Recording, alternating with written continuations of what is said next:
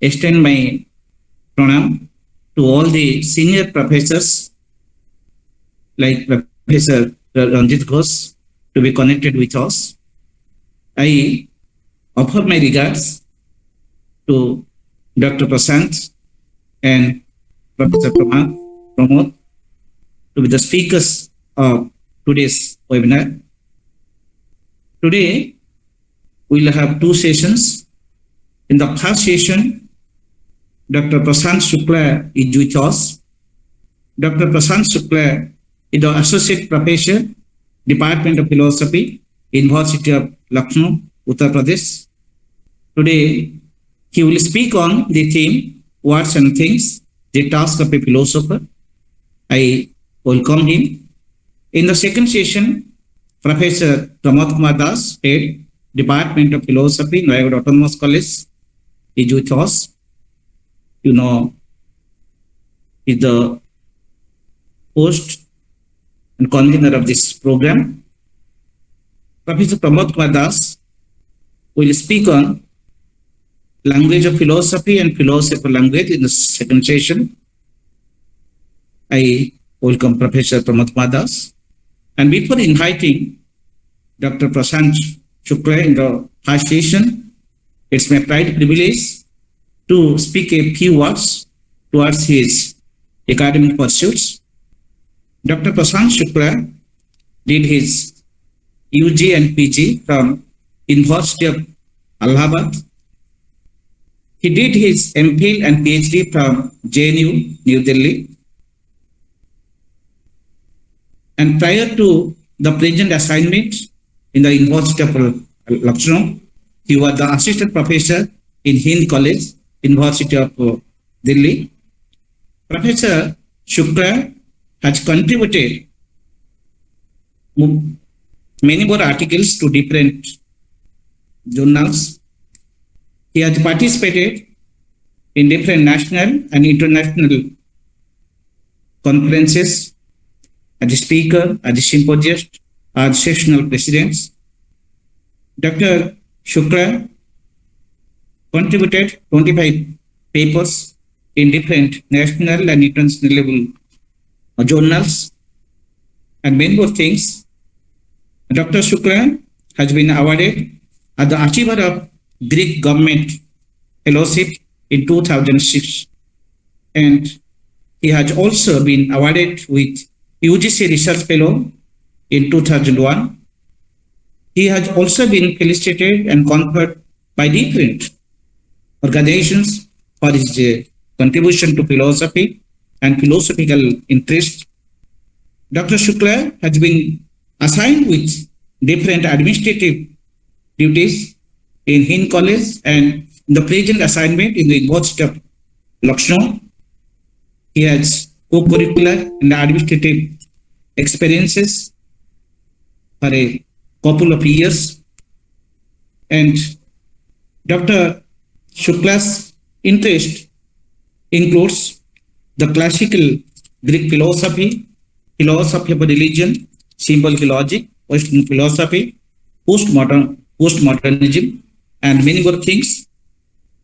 Dr. Shukla, as a young scholar, has been associated with different philosophical forums in the country and in the abroad. I welcome such a brilliant scholar of philosophy to our philosophy family. Prior to the presentation, Dr. Shukla has also been invited to philosophy family before. So today, I offer my welcome, I convey my welcome and regard to Dr. Prashant. I request him to present his talk. With this, I also welcome our host of today's session, Madam Swarnalata.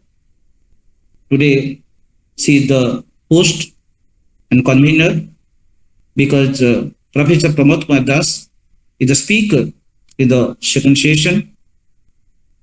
And I welcome Dr. K. Umnan Rao, the moderator, the regular moderator of Philosophy Family. is with us. With this, once again, I convey my regards to all the viewers connected with Philosophy family in this Sunday webinar. Now, I would like to request Dr. Prashant Shukla to present his talk on words and things, the tasks of philosopher. Over to Professor Shukla. Over to Professor Shukla. Thank you, Maharana sir, for such kind words, and I just hope that I would be able to justify what you have said here. I would like to start by showing my gratitude to the coordinators for providing me such an esteemed dais and an opportunity to speak in front of such learned audience. So I'm really thankful. The topic which I have chosen today is word and things. And it has got a background. Now, since my days of graduation, I was always concerned that the definition of philosophy has always seemed to me to be a little bit vague and ambiguous.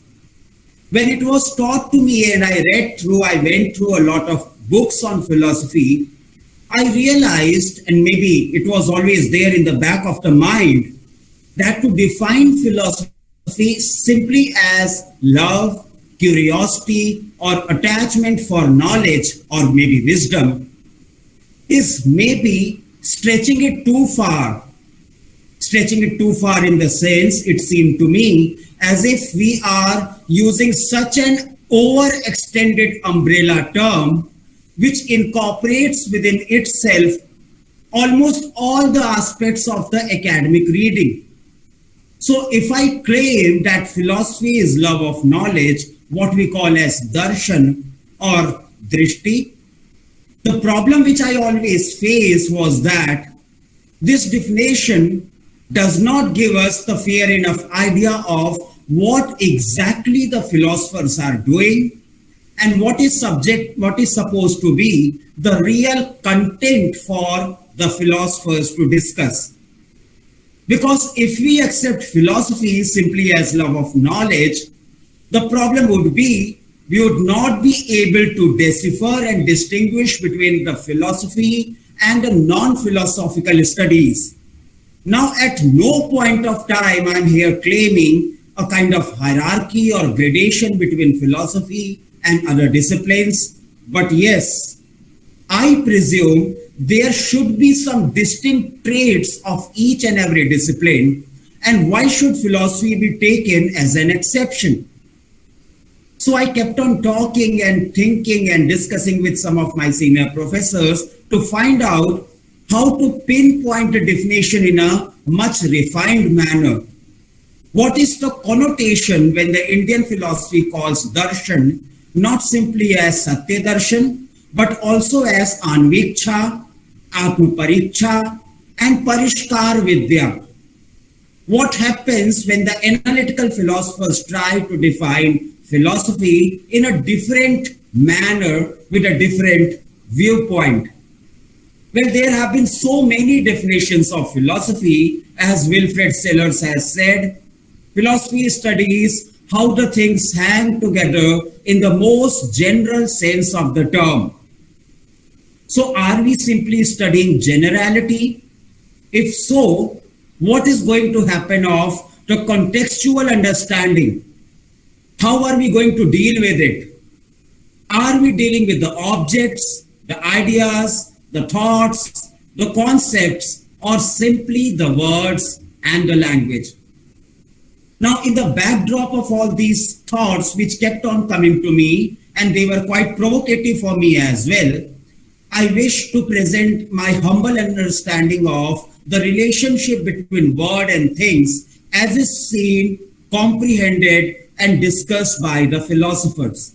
So I'm going to share my PowerPoint presentation, if I'm allowed. So just give me 1 minute, please.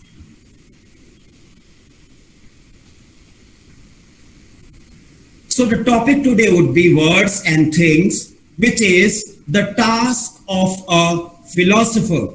And when I use the term philosopher here, I do not mean the sense in which every person is a philosopher.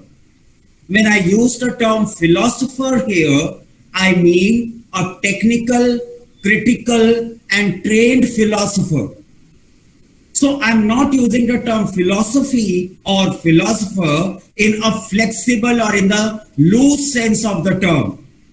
Rather, I'm going to take a very rigid and technical sense of the term philosopher.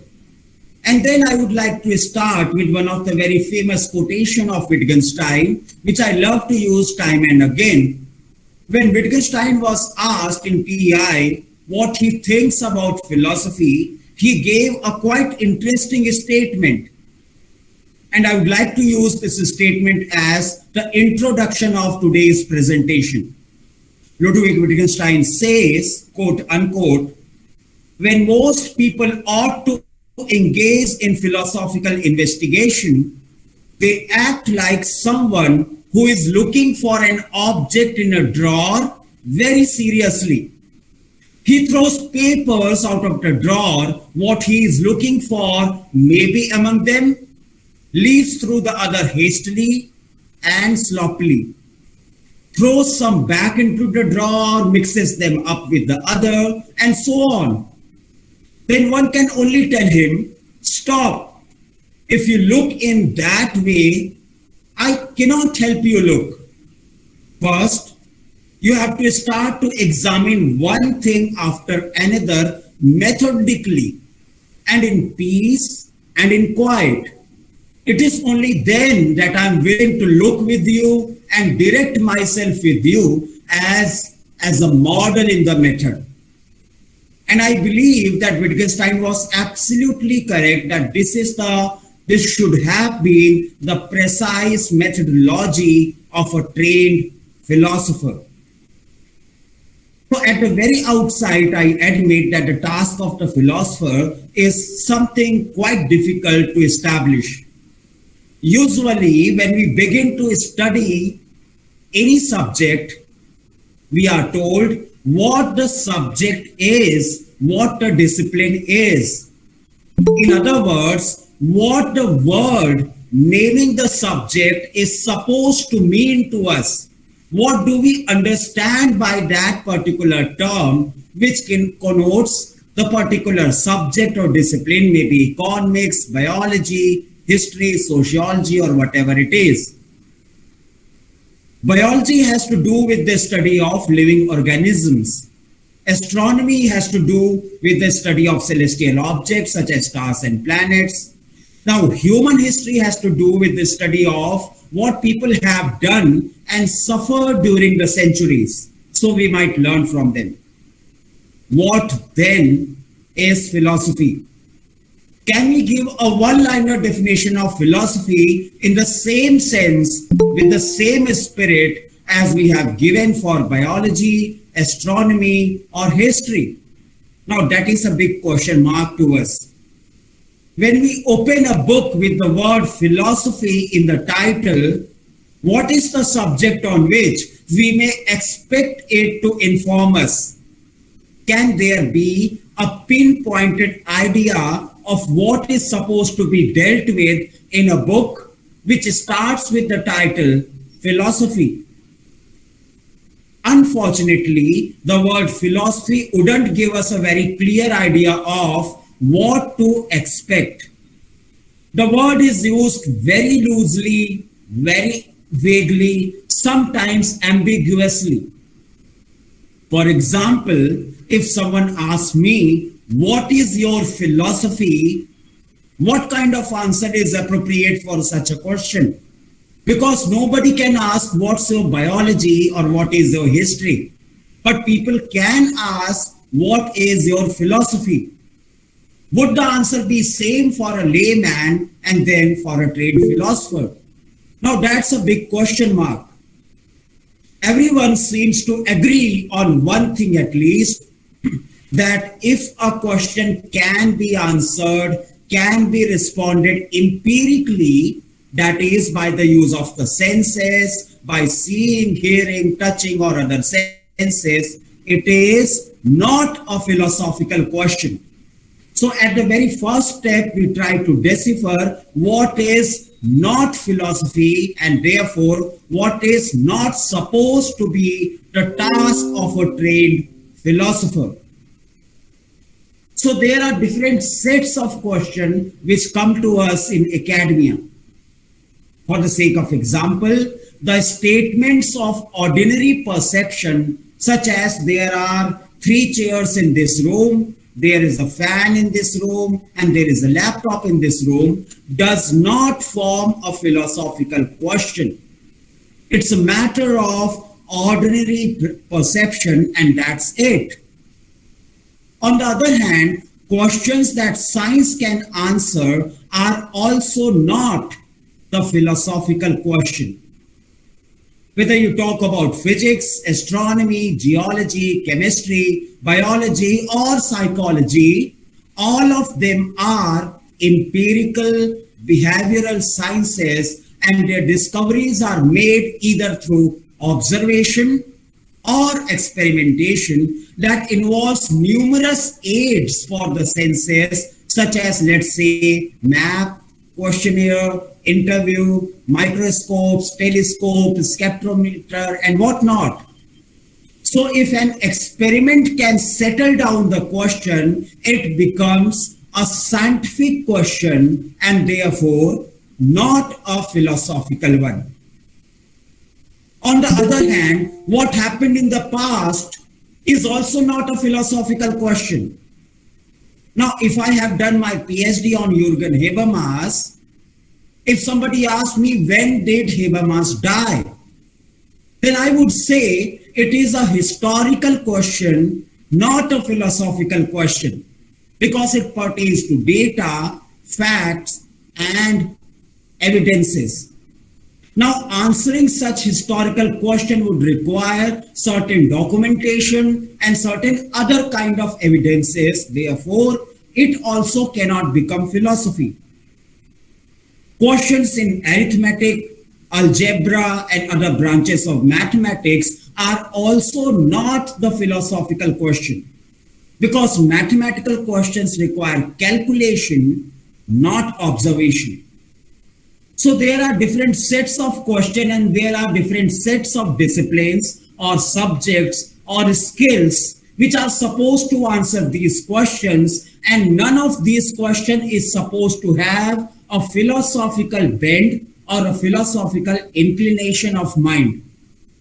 The question still persists: what is the task of a philosopher? Or simply put, what is philosophy? What is the content of philosophy?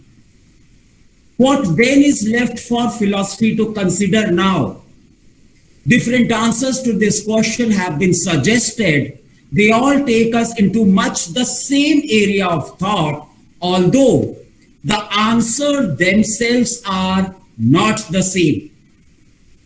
So here are the main ones, the popular versions once a person tries to define the discipline of philosophy. Someone would say philosophy is the study of reality, but not that aspect of reality that is already covered by various other sciences or social sciences. Whatever questions are not empirical and not mathematical are left over for philosophy to tackle, for philosophy to deal with. Not everyone agrees that there are such leftover questions, but whether this is so, we have yet to consider. So that is the first kind of definition of philosophy. And some would say philosophy is the study of justification. It is concerned with how we justify the claims that we make. What is the argumentative background for that? Or if there is a physical word, if yes, what are the arguments of justification? And if not, then why not? Whether we are not all dreaming right now, that there is a God beyond the stars, that goodness and beauty really exist, or they are simply flickering images of our mind, that whether mind is separate from the body or not, and is the time infinite, So philosophy tries to search for justification of all these perennial issues, perennial problems. And then there are some of the people, and I'm one of them, who believe that philosophy is the analysis of various concepts that are central to our thought process. For example, we speak of causes every day, but nobody asks the question, what do you mean by a cause? What is a cause? We speak of numbers, but what exactly we understand by the term number? We speak of justice, but what is exactly justice? We describe things as beautiful, but then what is beauty? We speak of before and after in time, but then what is time? We describe things as real, but then what is reality? A particular category of people believe, the experts say, that the term metaphysics here means the term meta, which is used as a prefix, refers to about. So when we are not using the time but talking about time, it is a metaphysical problem. When we are not trying to be just but want to talk about justice, that is metaphysics. So that is the way, that is the sense in which the first question is asked by a philosopher, and a philosopher does so by making a critical, impartial analysis of various concepts that come to us. To take this last view of philosophy, will be most concerned with the questions like, what do you mean by, whatever you can add after that, followed by some word or phrase or term. We can say that philosophy analyzes the meaning of the term or the meaning of the word in the loose sense of the term. Those who take the second view are likely to keep asking the question, how do you know? How do you know that what you say is truth? And then, of course, they will come to the same question, what is truth? So many of these questions lead into each other, and we won't try to distinguish them further. But perhaps we should make the traditional listing of the branches of philosophy, although many of them might overlap. For the sake of example, we treat logic as the study of correct reasoning, epistemology as the study of justification of claims to knowledge, metaphysics as the study of reality, other than the reality studied by history and empirical and mathematical sciences, and even axiology as the study of values, principally good and beautiful, that is aesthetics. Now, in all of these branches of philosophy, the question, what do you mean by, will be constantly and obviously present. We cannot get rid of this question. And that is the specific intention of a philosopher. And here we come to the term, the words and the things. So it would not be wrong to say that in most of the cases, the answer to the question, what do you mean by, would expect a verbal issue and use of our language pertaining to the disagreements of the language. So we are trying to get rid of the ambiguity, the vagueness, and the dilemma which are implicit within the verbal issues. Even the metaphysical issues about the nature of the self, the word, and the God are dealt with as a verbal issue deserving considerable amount of conceptual analysis. So once we start philosophy of religion and start talking about the arguments for the existence of God, a trained philosopher would say, stop, wait a minute, let me understand first that what do you mean by the term God?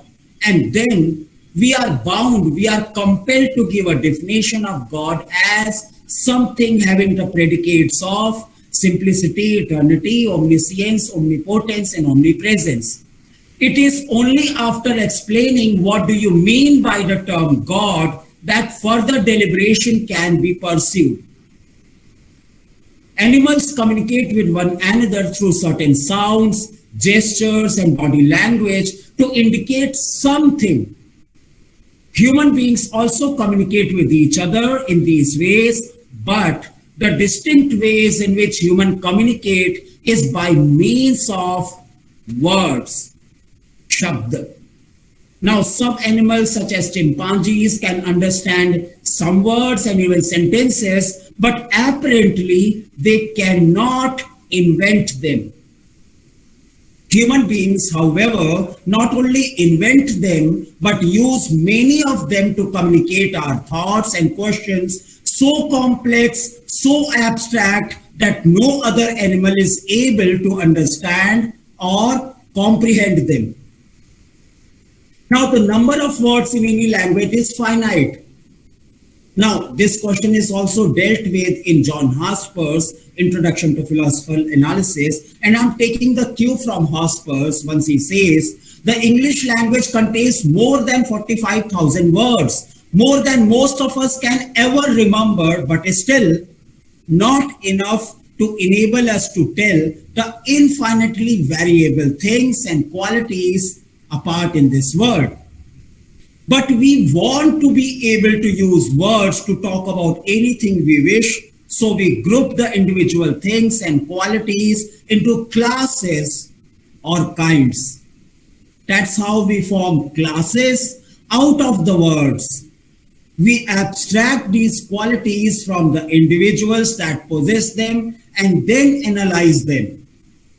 Thus, instead of having one word for one thing, we may use the same word for many things, and here we frame concepts, just like cowness for a cow.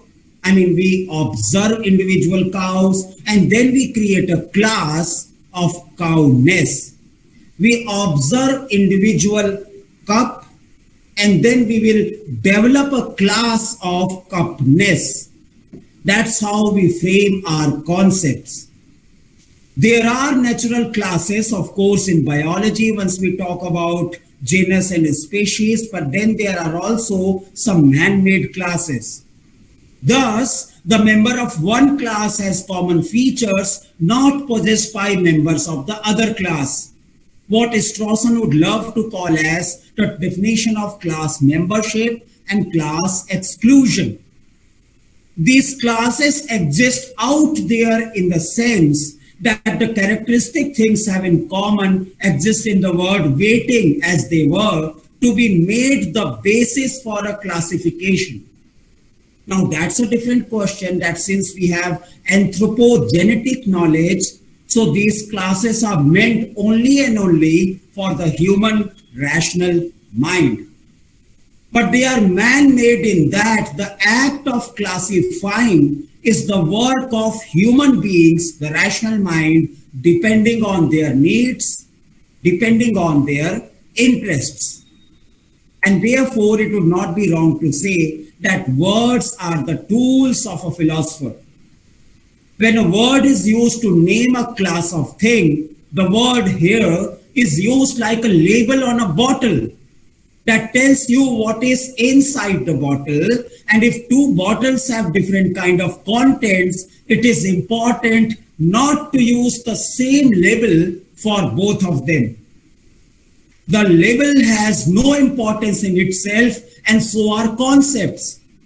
It only indicates what is inside the bottle. Labels, of course, can be written in different languages, yet still be labels for the same kind of thing. They can also be either heard if they are oral or seen if they are written. But either way, having words or shabd save us enormous labor and presents before the philosopher some content for a thorough, critical, and conceptual analysis. These words, when taken with reference to things in the world, whether the physical or the mental, serve as the tools, the instruments or gadgets within the toolkit of a philosopher. Just as each tool is used to do a different job, one cannot do a particular thing with the hammer, which she can do with the wrench. Words perform different tasks in different contexts.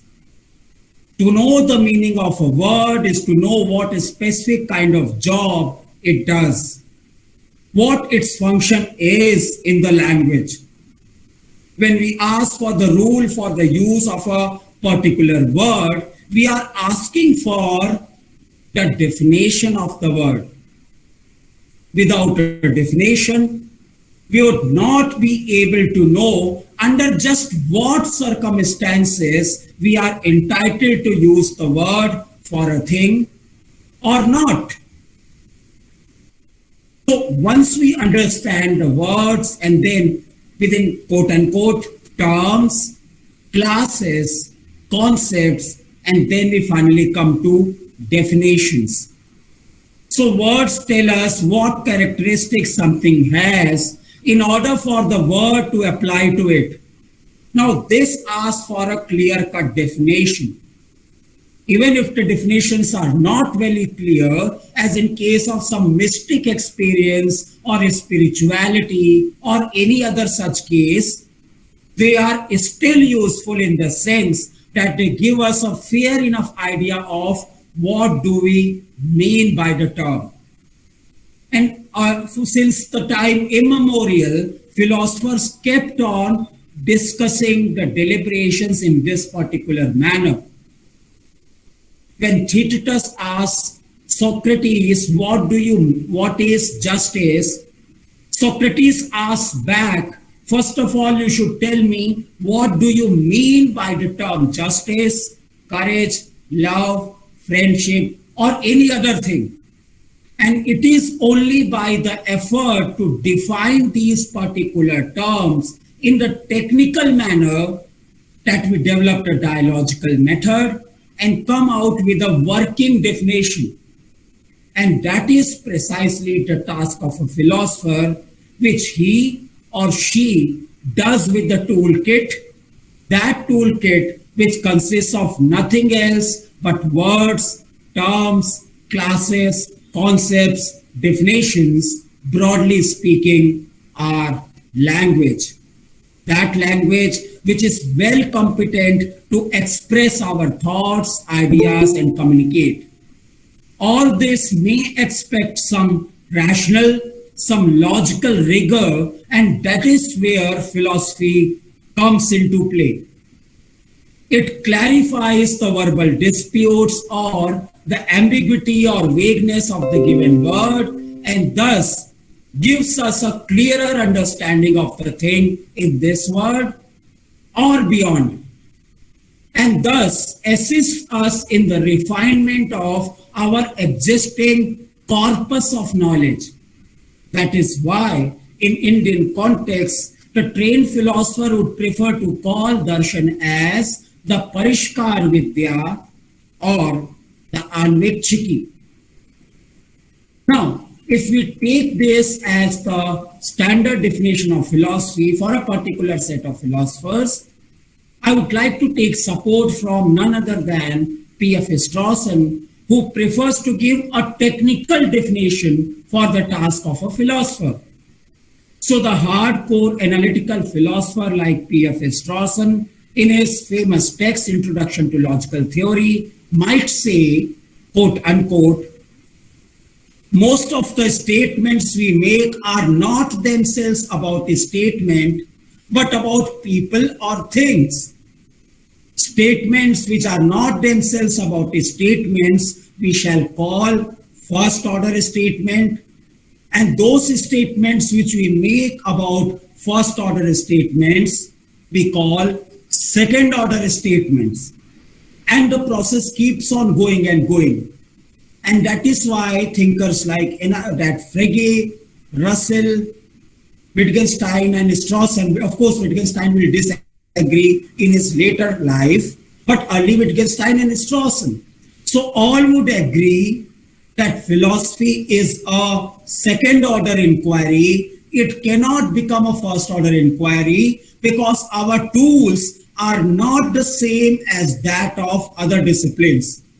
We do not use experimentation. We do not use microscope, spectrometer, or telescope. We do not make questionnaire, sample survey, or interview. What we have is our language, our mind, and our mental capacity. And these are the tools which suffice for the task of a philosopher. So most of the classical analytical philosophers thereby consider philosophy as a second order activity. In fact, Strawson clarifies further by saying, since words of logical appraisal are used for talking about a statement, the statements we make in using such words must at least be of the second order. We shall say that such words constitute a part of logician's second order vocabulary. Later, of course, we shall speak analogously of first order sentences, that is, sentences used for making statements, not about sentences or statements themselves. And second order sentences, where sentences are used for making statements about first order sentences or first order statements.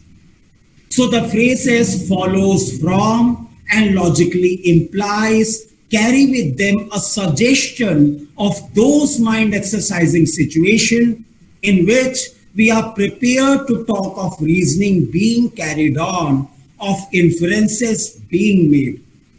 So a philosopher is not supposed to experiment. A philosopher is not supposed to do the first order search. A philosopher is supposed to carry out the reasoning, make arguments, and reach some verbal conclusions. That being said, there is a disclaimer at the end. Philosophy, by its very nature, has to be ambiguous, and the availability of these different viewpoints pertaining to defining philosophy are evidence themselves. So this gives us a clear understanding of philosophy as conceptual analysis, tracing back its origin to Plato's early dialogues. However, this definition has never been accepted as one and the only definition or the task of the subject for a variety of reasons. And I would like to end with W.T. Stace, who in his famous work, A Critical History of Greek Philosophy, confirms the ambiguity or difficulty in defining philosophy by saying that, quote unquote, it is not as easy to give a concise definition of philosophy as it is of any other science. In the first place, the content of philosophy has differed considerably in different periods of history. What chiefly militates against the effort to frame a definition is that the precise content of philosophy is differently viewed by different schools of thought.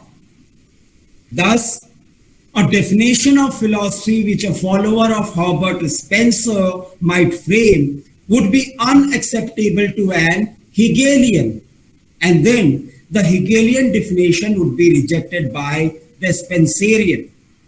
So it is the nature of philosophy that it has to be ambiguous. What we can do at our level best is to make out a tentative definition which would suit our understanding and our taste for the task of a philosopher. So that was my humble presentation. Thank you. Thank you for your patient listening. Okay, thanks so much, Professor Shukla, for presenting a very beautiful talk on words and things, the task of philosopher. I don't want to explore all the things that you have spoken through your talk, and you have given a very clear definition, very clear analysis of words and things, and how does a philosopher goes with the term and words. And you have said that how words tell us the characteristics, there's something else. And in order to give a clear-cut definition, philosophy and philosophers always try to clarify the verbal discourse and the ambiguities of the words. And philosophy gives us a clear understanding of the things. You have also given the technical definition given by P.F. Strawson and others. And you have made it very clear that how philosophy is a second order activity, how philosophers deal with the second order statements, and in order to give the logical approach of the words, the second order activity is taken as a tool by every philosopher. I don't want to speak much of your talk. Now I would like to request Professor Dr. K. Omnan Rao to. Sir, let us go to the second lecture. We will have the interaction Okay, after the second okay. For us in finding out a solution. So, as far as I have understood, he has given importance to the language of philosophy more than the philosophy of language. Now, regarding Prashant Sukla's speech, I should say that he was trying to ascertain the task of philosophy. Okay, so is it not a meta philosophy? Then, if this is the case, then we have to find out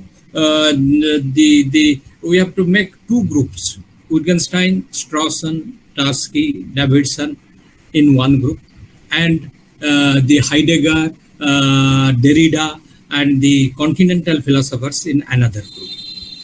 Now, the first group of philosophers, they will try to find out the logicality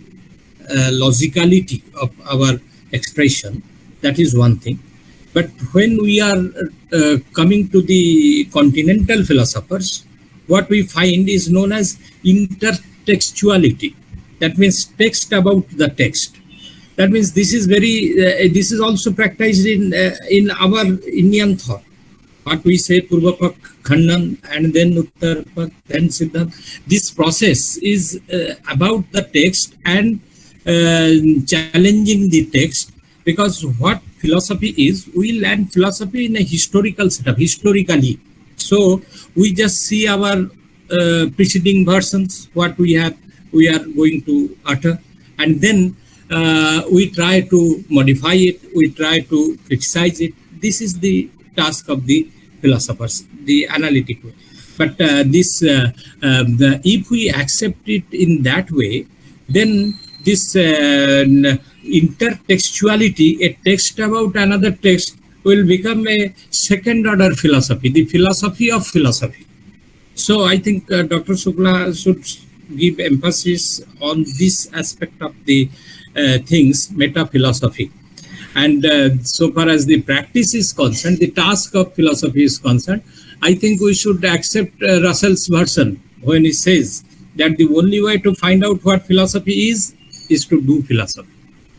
So the clues were taken by Strawson and the Wittgenstein from Russell. But this is how the philosophical speculation goes on. Thank you. This is my observation. Thank you. Thank you, Dr. Ghosh, for your observations, and rightly so. And well, one thing I would like to say, I don't know whether I'm adding to what Professor Pramotma Das has said when he made a reference to, well, even Prashant Sukla, he talked about the descriptive sciences or the social sciences. Well, the methodology that we use in philosophy is not that we make in sciences or social sciences when they are descriptive. But still, philosophy has to enter them with an evaluative sense. what I feel is philosophy has an evaluative role. Okay, I don't. Well, we are not making a description, but still, we are evaluating those descriptions so that the descriptions can be polished up to get better. This is an addition. I don't know whether I'm adding up, because that evaluative role philosophy has to play. Otherwise, philosophy, I feel, it has no role that it can play in sciences. So how do you take this? Am I right in saying that philosophy has an evaluative role, and with that role, it has to enter the descriptive sciences? How do you say this? Yes, I agree, sir. I agree with this evaluative role of a philosophy or the philosophy language. But one thing is that in the process of evaluation, you should have an intention to explain something. Otherwise, suppose something is written in very poor language, and you are writing that in a very better language, sophisticated language. That type of evaluation is not philosophy. That appreciation of any description, it's not philosophy. In philosophy, a philosopher or the author of an article, he should have an intention. What he is intending to speak. That is very much important. So you can take the help of any science, any discipline, but your intention is to establish something, to prove something, to disprove something, to explain something. If this purpose is not there, then mere evaluation is only what we shall say, literary exercise. That will become a literary exercise. So No. philosophy means you have to explain your problem. There must be a problem, and you have to address that problem. Otherwise, philosophical exercise is not understood. I think that. When I say philosophy has an evaluative role, what I mean to say, it has a reflective sense. It has a dialectical content in it. Because when you take a particular science, it is confined to a particular standpoint. As you even pointed out, that taking Anekantavada of Jainism, we are not restricting a particular point is a particular science. But philosophy has a holistic vision. It has a reflection. It has a dialectic content. It has a dialectic methodology. It even takes metaphysics into issue. So as Professor Sukla was pointing out, when we are talking about justice, we should be very much precise about what justice is. Okay, unless and until that has been not understood, we are not doing real philosophy. So my submission is, when I say philosophy has an evaluative role, what I mean to see is the understanding of the basic concepts, and being so much reflective, having a dialectic methodology, as you even spoke of. Okay, taking the pros and the cons, and then making an evaluation over what the descriptive sciences are doing and what they are asserting. So that's how philosophy gives a path. Okay, philosophy makes a path for the descriptive sciences to operate. So what I mean to say is, see, philosophy is just showing the path. Okay, philosophy in evaluating, I'm not saying just putting the point what descriptions are made. No, philosophy is, through this evaluation, it is reflecting through the dialectic method, you say the logical method. Okay, now doing that, philosophy is showing the path for the scientists, maybe, or the social scientists, or any empirical researchers. So philosophy has a role.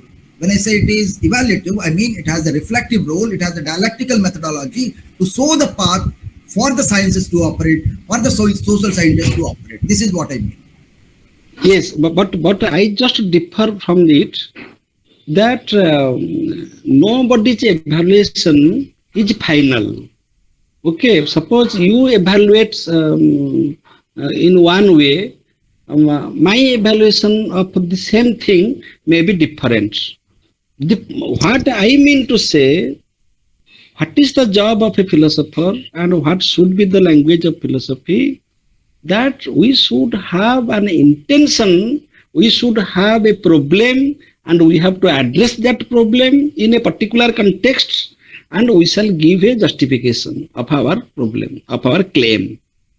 If it is not there, mere criticism, suppose I shall criticize somebody's philosophy, it is not evaluation. I may speak a better philosophy than another philosopher. So that is a philosophy and this is a philosophy. Here there is no comparison, there is no competition. The point is that what I intend to say and whether my contention is justified or not. If I just speak about others' content and I criticize that without having any intention to find out any conclusion, then this is argumentative rather than evaluative. That should not be. So in evaluation is a very good thing that we should, our philosophization, when we are philosophizing, that should be evaluative by nature. But that is not enough. We should have a problem in philosophy, and that is called research work. We should have a problem, and we can address that problem according to my justification.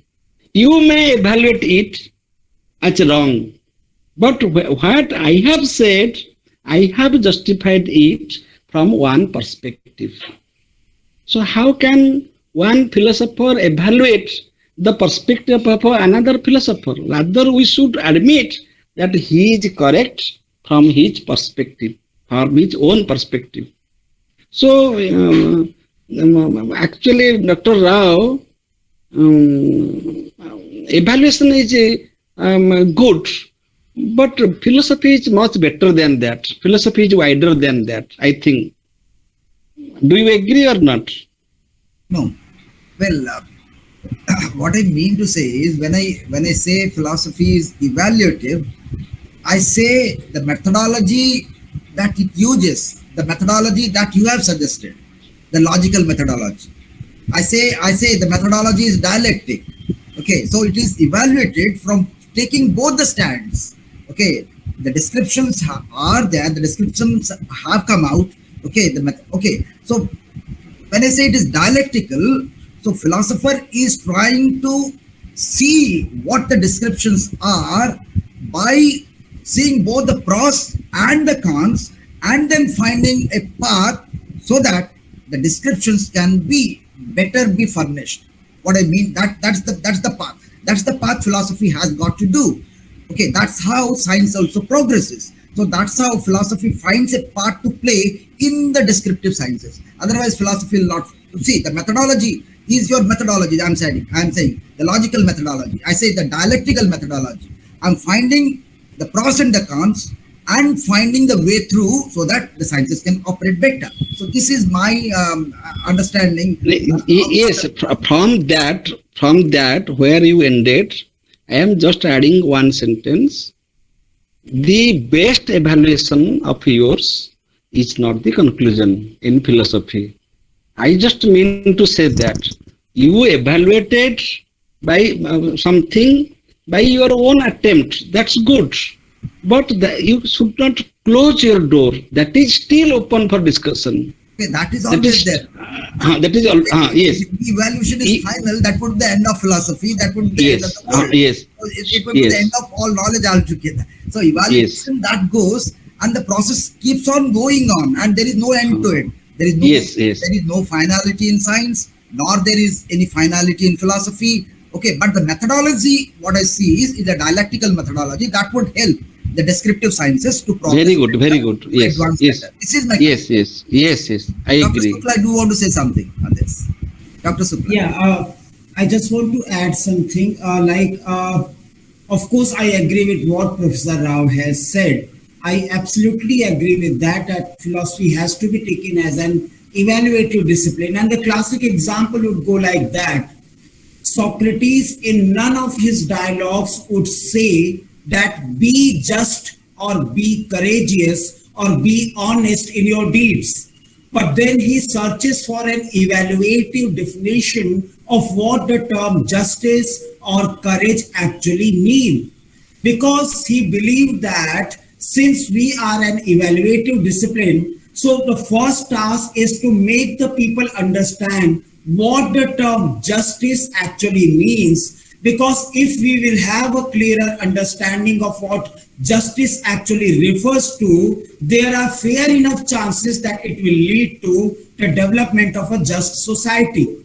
Now, of course, he cannot at any point of time say that be just, be honest, or be courageous.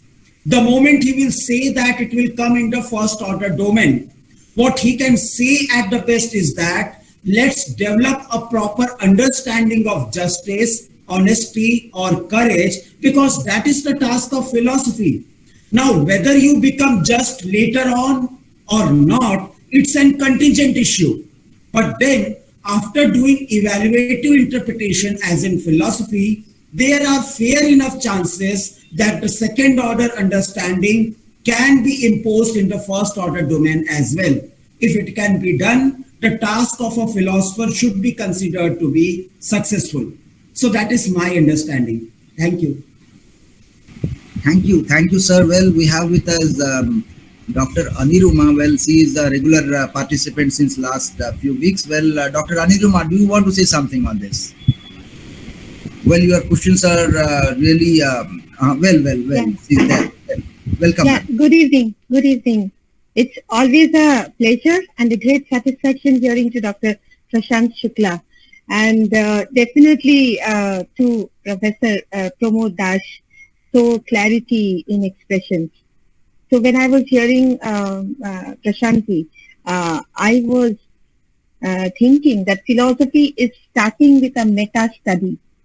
It is starting with a meta study.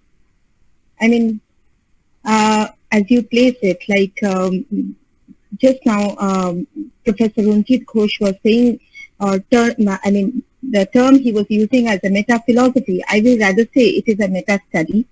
So to do philosophy, it is necessary to do a meta-study. So you cannot start with a philosophy until you do a meta-study. Now, if this is the basic premise, to do a meta-study, you need a meta-study. Does it go to infinity? How do you start? Where do you start exactly? If you continuously go on understanding things, then you go towards infinity. You cannot start at all. So you go on just understanding what you're going to tell. So you are doing a meta study. And again, meta of that. So how do you start it? Please. A wonderful question. And then I must mention here that there has been an issue in the postmodern philosophy which claims that apart from having a first order inquiry and a second order inquiry, there is also supposed to be a third order inquiry. This is the claim which is given by postmodern thinkers, but then the analytical philosophers have already presumed and answered this question by saying that after the first order domain, no matter how much inquiry you make about a statement or about a statement, each and everything will come under the second order inquiry. Let me cite an example here. You buy a car. Later on, once you decide to sell your car, now whether it goes to the second party or the third party or the n number of car party, it will still be called as a second-hand vehicle. It will never become a third hand, fourth hand, or n number of hands of vehicle. In the same fashion, once there is a person to object contact on the empirical or mathematical basis, that will be a first order inquiry. And once we talk about the statements, the first order statements, that will be always a second order inquiry, no matter how n number of about you add to the statement. So Anurima ji, that is my understanding.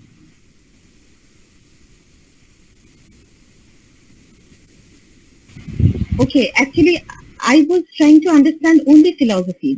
So does philosophy start with a second order? It starts with a second order. You want to say that, isn't it? Absolutely, yes. So if it starts with second order, can it at all start with? This was the question. Yeah.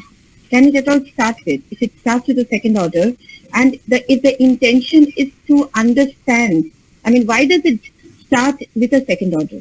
I have to understand why does it at all start with a second order? Because it needs to understand the concept. Now, if you want to understand the concept, you need to understand the understanding of a concept. Okay, so this thing should be going on. So you won't be able to start doing philosophy at all. Okay.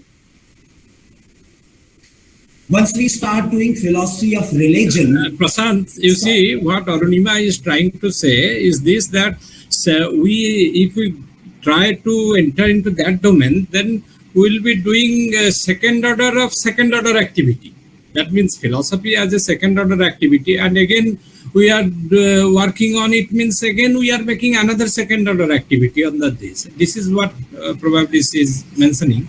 How would you react to this? Professor Ghosh, that was the exact answer which I intended to give, that whether you make about a statement, your evaluative judgment is, or about a statement, it will never become third or fourth order inquiry. It will always remain second order inquiry, because the first order sense object contact has already been done by other discipline. Let us say we talk about philosophy of religion. So once religion has developed a considerable corpus or body of terms, then the religious terms would be conceptually analyzed by a philosopher, and that's why we call it the philosophy of religion and not religion per se.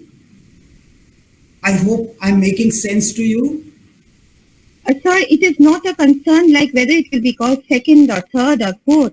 I accept that it will all be called second, fine. But can we at all start? Can we at all start somewhere? This is a concern. Yes, of course. The moment we say philosophy of something, even language or science or religion or mind or subaltern morality, before the conceptual analysis starts, that particular content should have a considerable corpus or body of terms already evolved. If it is not there, I believe, and Russell would say that in the first half, not in his later unpopular lectures, in his first half he would say we would make conceptual analysis of the terms only and if the term has already been established and accepted by the society. Thank you so much. Thank you. So, if I'm right and if I'm taking things right, so concept as it is, okay, and then thinking on that concept, so two different things. So concept as it is given. So concept as it is, well, it will be treated as a first order activity, and thinking on that concept and analysis of the concept is philosophy. Do you agree with that? Yes. Okay. So, well, we have a question by Shravani Mishra Madam. She says, well, Professor Pramotma Das sir has called for the logical method, and she has a question in mind whether this logical method, okay, that philosophy has, which Professor Das has pointed out during his lecture on, say, language of philosophy, whether this logical method be applied to both the phenomenal world and the world beyond. So this is the question by Shravani Madam.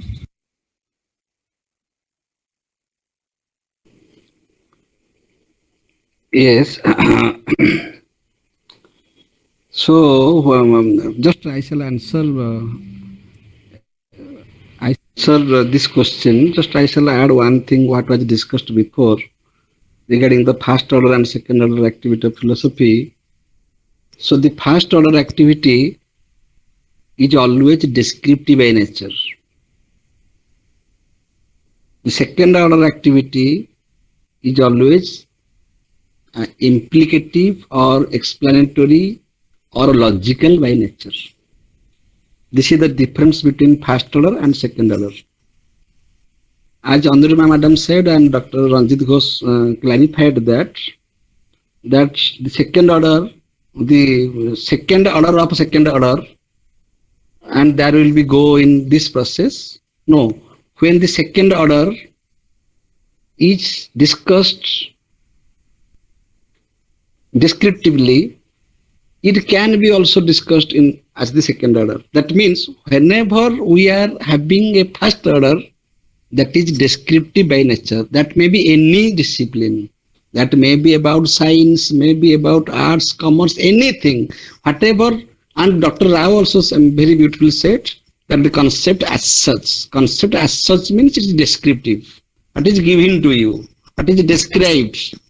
And if you are evaluating that, if you are adding something, if you are analyzing that, if you are applying logic to that, then it becomes the second order activity. But the point is that you must have an honest intention when you are evaluating or criticizing or taking it in the second order activity. Otherwise, this effort is useless.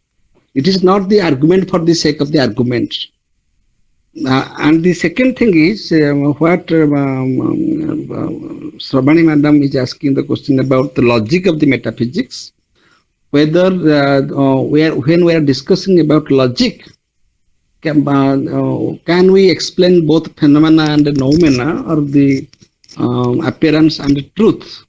Many philosophers, they like Immanuel Kant, they are rejecting this view that so far as the logic is concerned, that is phenomenal, that is human, that can be understood by human beings, because the logic that a man understands, that is not understood by animals, and the person who does not know the rules of logic, he can't understand the logic.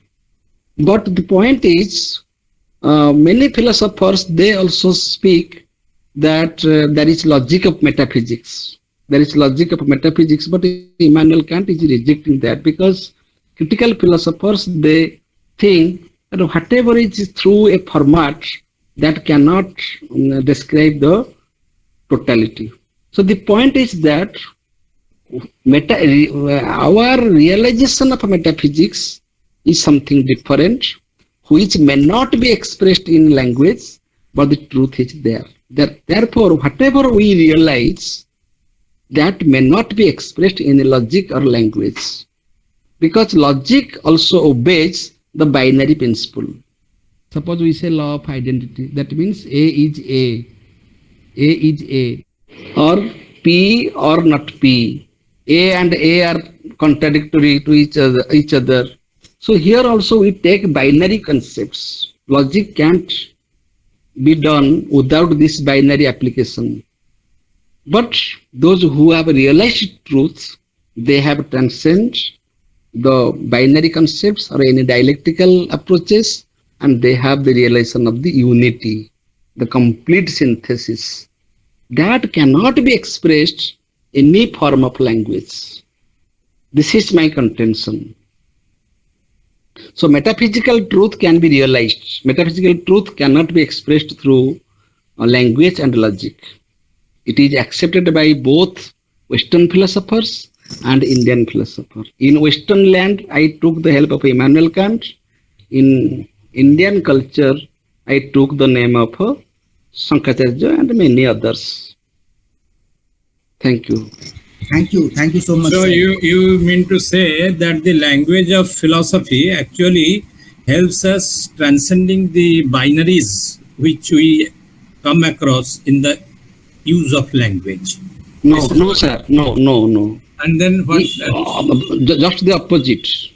Language of a philosophy must be confined to the binary, because it can't transcend, because without that binary limitation, language cannot operate.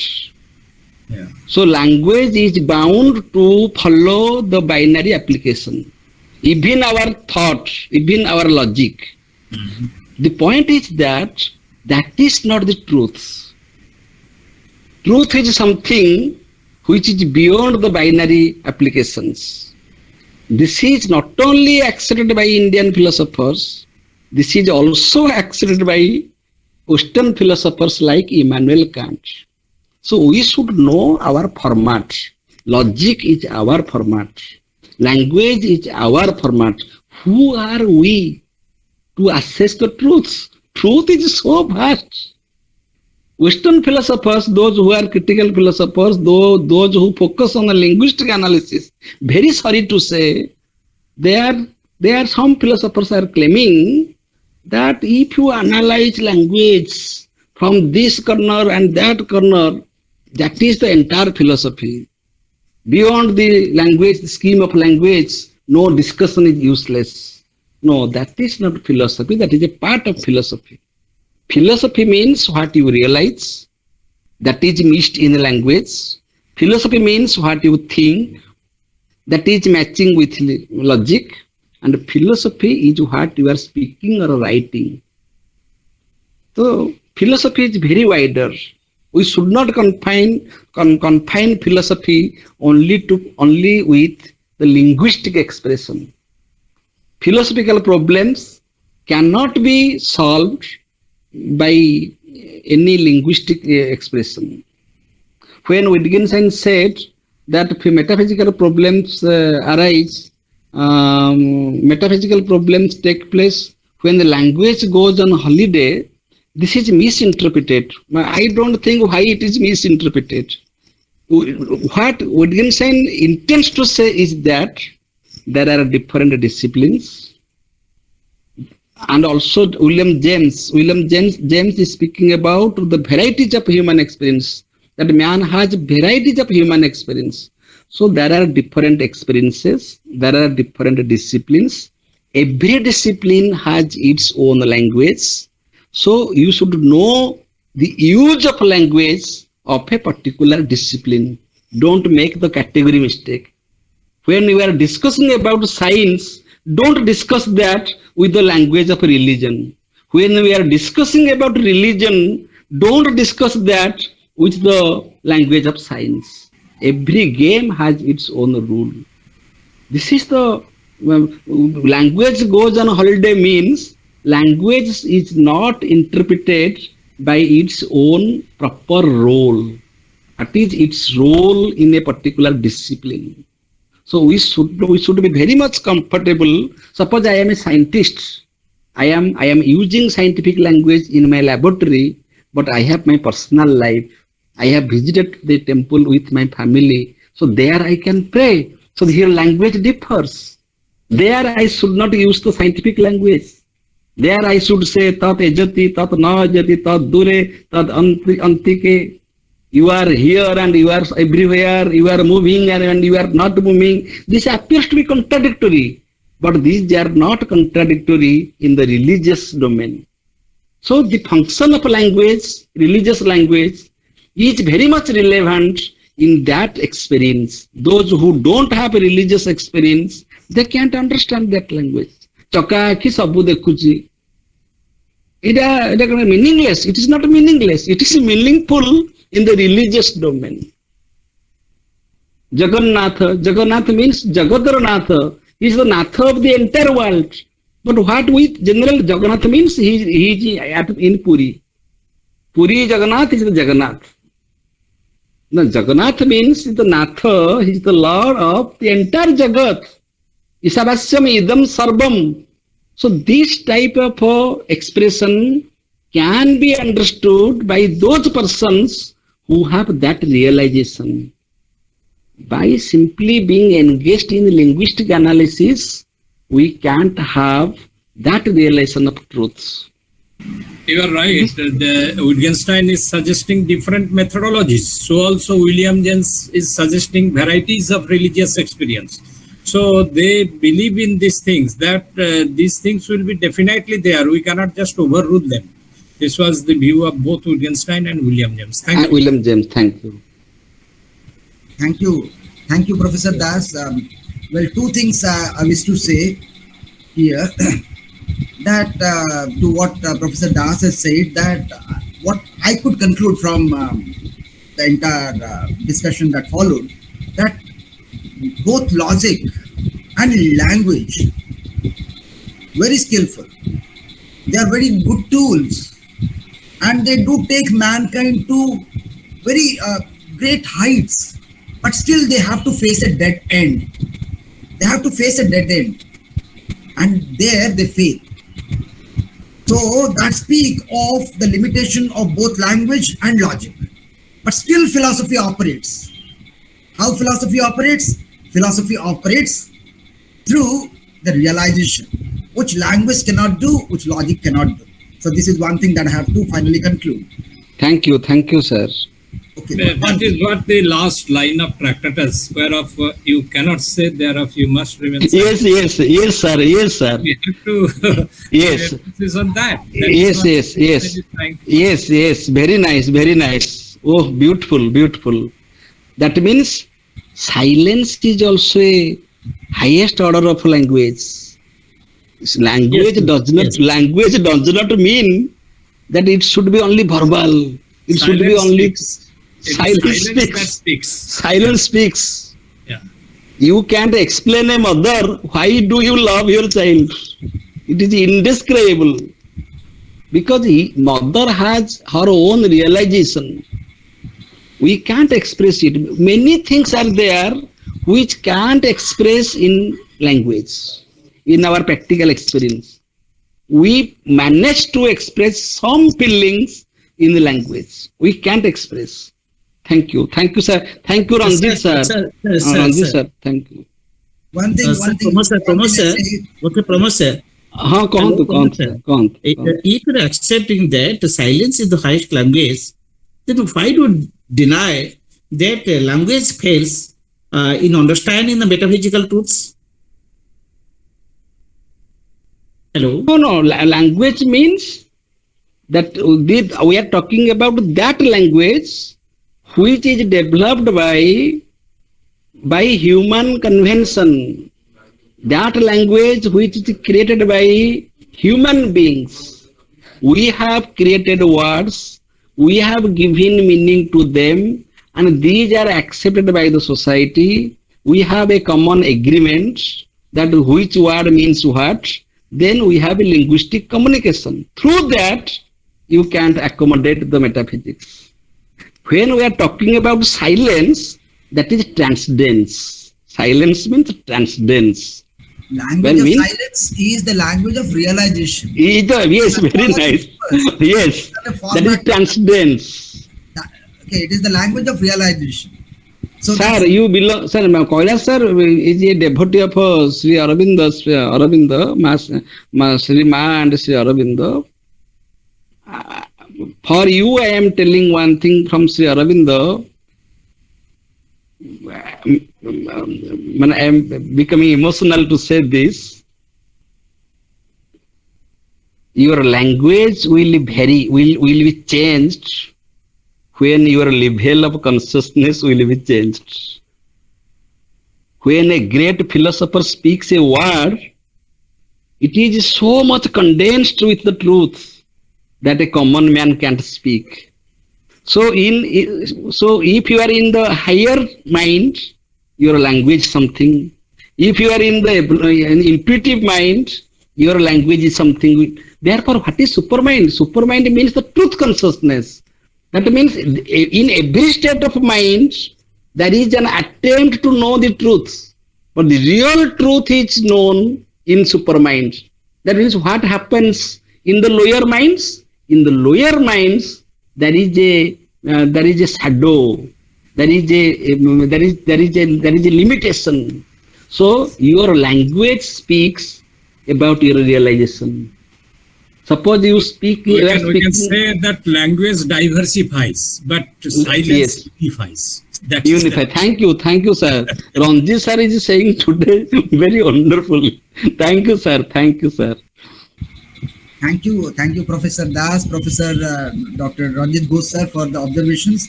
Now, one more thing that comes to my mind to the position that Dr. Shukla took relating to the second order, third order activity. Okay, I don't think there is no need of third order, fourth order activity.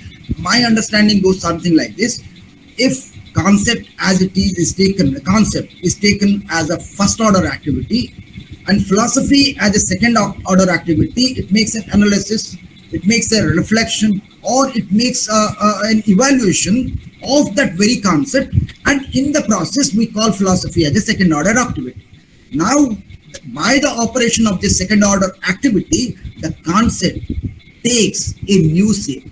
The concept, there is a refinement in the concept. Not that the concept doesn't go and change. There is a refinement in the concept, a refinement in the understanding of the concept, so that the concept takes a new shape. Now, this concept, which takes a new shape, becomes a first order activity again. It is not that it is going to any other activity. This concept again, the new concept in the new shape, again becomes a first order activity for philosophy to operate. Yes, become sir. the Yes, second sir. order activity, and not that Yes. there is a third, fourth, fifth order activity. So the concept taking a new shape becomes a first order activity for philosophy to operate on, and that's how philosophy always remains a second order activity. This is my submission. Thank you. Therefore, there is no end in philosophy. Your last conclusion can be taken as the first order. Still there is a second order activity, means still there is a possibility of a thinking. So it goes on. If you close your door at one conclusion, then this is dogmatic. So philosophy is anti-dogmatic. Anti-dogmatism means the door is always open for revision, for rediscussion, for correction. Philosophy is a process and not a It is a product. process. It is a process. And not a It product. is a process. Don't conclude anywhere that this is the contribution of a Jaina philosophy. I like Jaina philosophy, and that is the only system which speaks this in both Indian and Western cultures. Thank you, sir. Thank you, both the speakers, the question raisers, and everybody. Now over to Dr. Kailas Mana sir to propose a formal vote of thanks. So I thank everybody, Dr. Ghosh, Dr. Anurima, and everybody who took part, and even Dr. Shravani Mishra madam. Now to Dr. Kailas Mana sir for proposing a formal vote of thanks. Okay. Thanks so much, Dr. Rao, for the beautiful moderation and for putting your own observation on both the speakers. So today, we are lucky and we are very fortunate that we have got the two speakers in the two speakers, Professor Shukla and Professor Pramod Kumar Das, and we have seen the harmony of thoughts in both the speakers. Both the speakers have spoken on the logic of language, the language of philosophy and philosophy of language, and starting from the second order activity that philosophy aims at, Professor Das has also very beautifully said how philosophy of language helps us to know what is beyond language. So philosophy of language also helps us to have the second order activity and to understand the philosophical analysis through language, and also what is beyond language. And very beautifully he has also concluded it. And I have no words how to offer my vote of thanks to both the speakers.